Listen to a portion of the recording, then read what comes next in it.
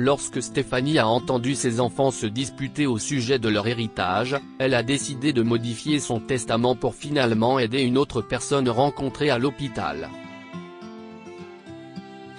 Ses enfants ont coupé les ponts avec leur mère pour de bon, mais Stéphanie a été choquée de ne plus être seule. Stéphanie a arpenté les couloirs d'un hôpital de New York pour se vider la tête. Elle y a été admise après une mauvaise angine, et elle aimait voir du monde. Elle était une veuve riche et recevait encore les redevances des livres à succès de son défunt mari. Mais elle n'avait pas les meilleures relations avec ses enfants, Amelia et Mark. Amelia s'est mariée contre la volonté de Stéphanie. Son mari actuel était clairement un croqueur de diamants qui n'aimait pas du tout Amelia. Mais il a persuadé de se marier, l'a mise enceinte et Stéphanie n'a rien pu faire pour sa fille, si bien qu'Amelia ne rendait jamais visite à sa mère. Pendant ce temps, Mark était soi-disant toujours occupé au travail, mais Stéphanie se doutait qu'il ne voulait pas s'embêter avec sa vieille mère. Mais ils se sont désormais décidés à lui rendre visite, et au début, Stéphanie était ravie de voir ses enfants. Amelia a même amené un de ses enfants pour la voir, ce qui était formidable. Cependant, sa joie n'a pas duré longtemps. Quelques heures plus tôt, alors qu'Amelia et Mark pensaient qu'elle dormait, ils ont commencé à parler de la vente de sa maison et de la façon de diviser leur héritage. Ils n'ont même pas parlé d'Haider Stéphanie une fois sortie de l'hôpital. Ils espéraient tous deux qu'elle mourrait et qu'il obtiendrait enfin la somme considérable qui se trouvait sur son compte. Maintenant, la femme âgée doit réfléchir, et elle se promène dans l'hôpital tandis que ses enfants restent dans sa chambre. Soudain, Stéphanie s'est arrêtée. Elle a entendu les cris distinctifs d'un enfant dans une chambre et a jeté un coup d'œil par la porte ouverte. Un garçon, qui ne devait pas avoir plus de 11 ans, était assis à côté d'un lit d'hôpital. Une femme endormie était allongée là, et l'enfant pleurait. Hey, dit doucement Stéphanie pour ne pas réveiller la femme et entra un peu plus dans la pièce. Hey, mon garçon. Tu vas bien? Non, a répondu le garçon en levant les yeux.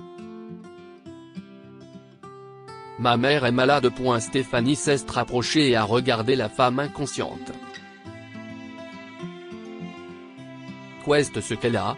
Je ne sais pas, mais les médecins ont dit qu'elle avait besoin d'un traitement. Nous ne pouvons pas payer pour cela.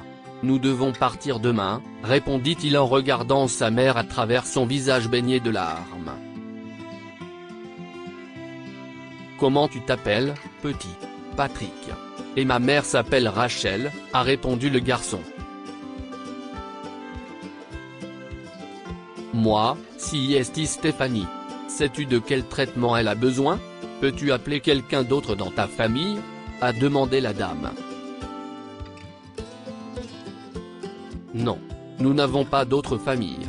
Ma mère est tombée malade parce qu'elle a 2 emplois pour s'occuper de nous, et maintenant, je ne sais pas quoi faire. Je dois trouver du travail aussi pour payer cela, pas vrai?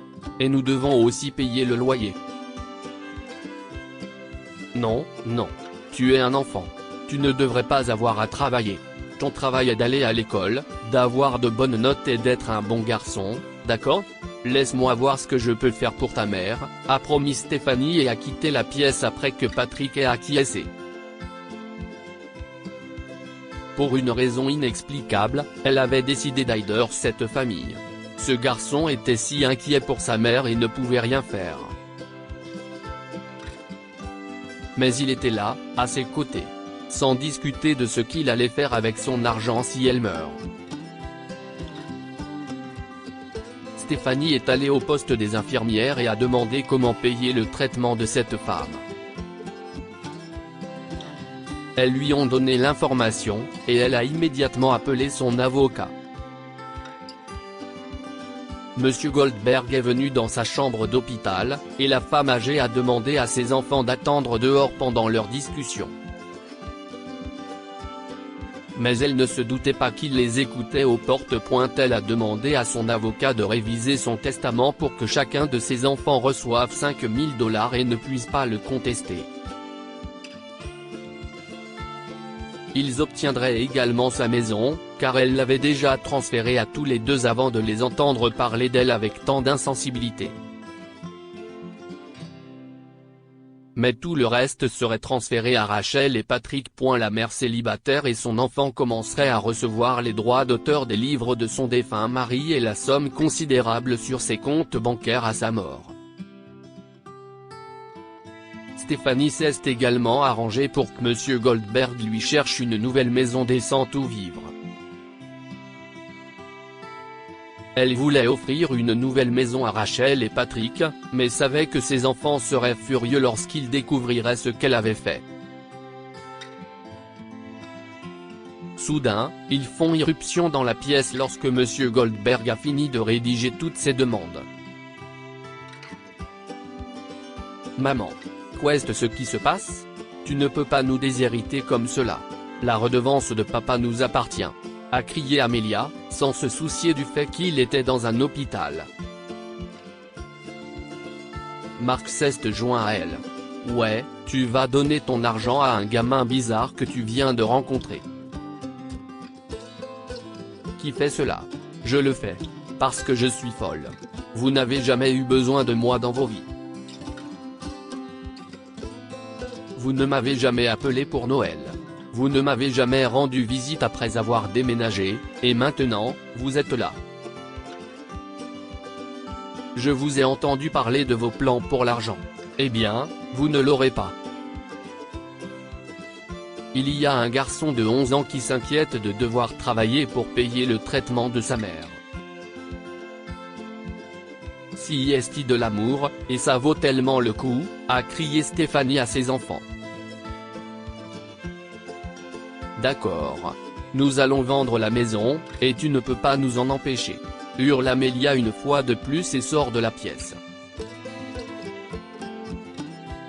Mark suit après avoir jeté un regard noir à sa mère. Quoi qu'il en soit, M. Goldberg. Continuons nos plans, s'il vous plaît, dit Stéphanie calmement, comme si cette scène épouvantable ne venait pas de se produire. Elle n'avait pas seulement déshérité ses enfants financièrement, mais l'avait aussi fait émotionnellement. L'avocat a transféré l'argent pour que Rachel puisse recevoir son traitement. Et heureusement, sa santé s'est améliorée. Patrick était à ses côtés tous les jours, et Stéphanie a eu l'occasion de se présenter à la femme. En raison d'un manque de paiement du loyer, Rachel et Patrick ont perdu leur appartement, car ils avaient un horrible propriétaire. Mais Stéphanie venait d'acheter une nouvelle maison et avait besoin d'aide pour déménager. « Je peux vous offrir 2 chambres dans ma maison, à condition que vous m'aidiez à emménager. Si est un endroit tout neuf, dit la femme plus âgée. Bien sûr, et je paierai aussi le loyer, a dit Rachel en s'habillant alors qu'elle sortait enfin de l'hôpital. Si est absurde. Votre compagnie est tout ce dont j'ai besoin, même si de l'aide à la maison serait formidable, a-t-elle plaisanté.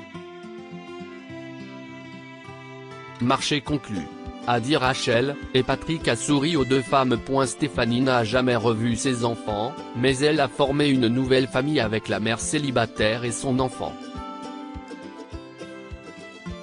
Elle a reçu plus d'amour d'eux dans les dernières années de sa vie que d'Amelia et Mark.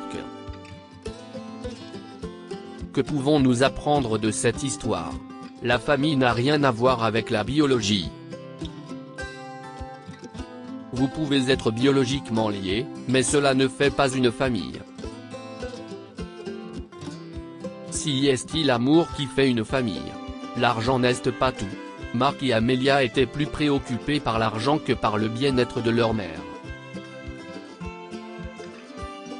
Puis ils ont tout perdu. Partagez cette histoire avec vos amis. Elle pourrait égayer leur journée et les inspirer. Si vous avez aimé cette histoire, alors vous aimerez sans doute celle d'une femme insouciante qui se moque de son mari qui travaille dur. Abonnez-vous à Mon Mama sur Google News.